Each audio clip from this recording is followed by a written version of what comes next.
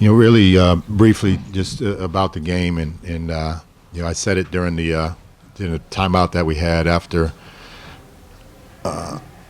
the flagrant two that somebody was going to take control of the game, and I've been imploring our guys, and I told them even before the game, it's when you play games like this late in the year and knowing a little bit about us and a little bit about them, it's going to be the most aggressive team. And I thought up until that point, both teams were still kind of figuring each other out and, kind of not forging ahead and making enough plays consecutively to take control of the game. And that happened, and they became the team that did. And obviously, Whitehead had a phenomenal performance to push the lead up for them. But, it just goes to what can and should happen sometimes in this game. And if you go back in time a short year ago, you could say anything you want negatively about Seton Hall, and it was probably true about their chemistry or about what was going on. And they corrected themselves. They made some adjustments, mentally and with their roster. And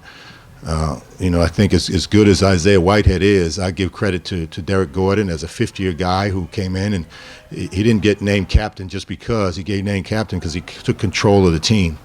And now we see the end result of that, where you've got young guys led by a really, really good, if not great player, who I give him a lot of credit. And this game doesn't lie. He's an insatiable worker, and he's got a lot of talent. You put those things together, and he can put what he did today on display. And he's surrounded by some really good players, but they've bought in. They've bought into what Kevin is been preaching. I'm sure he's been preaching that for a lot of years, but when you have good chemistry, you have a much better chance, and you surround that with good players, and you have a better chance. So as a result, they've finished the regular season in third place, which in this league is quite admirable. And I don't know if America really knows how good they are, but they'll be a force to be reckoned with, come NCAA tournament time. And for us, it was again, as I said, it was a chance to make some plays on both ends, and I don't know that physically or mentally we got that done enough to get over the hump. Now, I'm not devastating. It was part of the game. He had right in front of our bench in the first half. He had a step-back jump shot, which is as good a shot and more talented shot you can make. And so, I thought he was feeling real good about himself today. And so there wasn't, devastating is a very difficult word, but what he did over the course of the game, and then after that flagrant two call was what lead players on teams do. That's what they're called to do, and that's the position he's worked his tail off to put himself in. And so it didn't become any one shot until he hit a barrage of threes after that flagrant two. We've got a lot of really good players. He's right there and on the top of the conversation and the tip of anyone's tongue, and as is Josh Hart, and his team is won, since he's been there, and it's three-time consecutive Big East champions, as is Chris Dunn, who is probably as much up for Player of the Year nationally as he is in this league. You got Ben Teal, who's the leading scorer in the league, has at times carried them when Dunn has been sick or ill or hadn't played his best basketball, and the list goes on. And so it'll be interesting to see what happens when the votes are tallied. But Isaiah Whitehead is taking a back seat to none of them. It's a work in progress. I think when you take over a situation and you try to impart your standards or the things that you believe in, I'd like to think that it can be done right, but it doesn't happen like that. It doesn't happen like that, and you've got to change so many things, starting with a